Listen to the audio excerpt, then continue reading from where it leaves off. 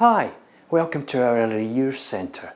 Now today what you're going to see me doing is talking to a few mums and some of our team about polar bears. Sounds crazy, but there's method in my madness. Come and see. Hi there, we all ready?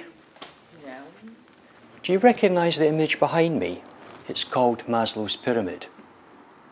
Now, way back in about 1943, Abraham Maslow created this diagram to explain his ideas about human motivation and human needs. And he thought they were actually in a hierarchy. You have to address the basic needs at the bottom of the pyramid before we can even think about addressing the ones at the top. Nowadays, we don't think that this hierarchy actually exists. But it's a nice simple image, and I want to use it today so I can ask you a question. Where on the pyramid do you think we should put play? How important is play for humans? I don't want you to answer that question yet, because first I'm going to tell you a story. These are the characters in my story. Polar bear and a dog. Now we've all seen thousands of YouTube videos featuring animals from different species coming together, bonding, playing. But the story I'm going to tell involves something quite specific that really astonished scientists when they saw it. This polar bear is doing what polar bears normally do. This is how he hunts, with his head held high, walking into the wind and using his nose because he's got a very acute sense of smell. He'd smell us from a kilometre away. But look at the polar bear on the image behind me. His posture is entirely different. That is predation mode. It's unmistakable. He's coming in for the kill. His head is down low, sweeping from side to side so he can keep his gaze focused on the prey. He goes as he approaches. Look what the dog does. The dog is cornered, she's afraid, she's defending herself.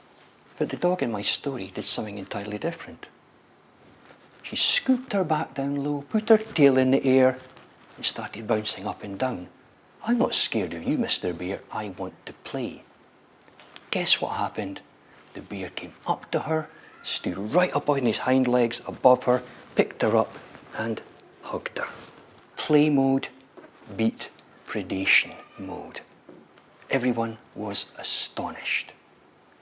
Now, having told you this story, what I want you to do is to take a pencil and then write what is the position of play in this hierarchy of human needs. How important is it?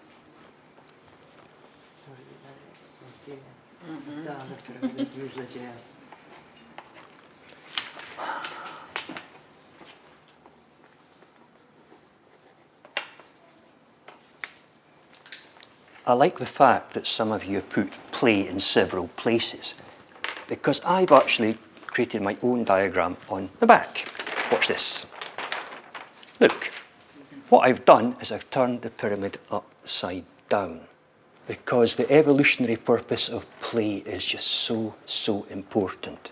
Play is important for cognitive or intellectual development, it's important for social development, it's important for our physical development, emotional development, and right at the top, spiritual development. Children like playful adults.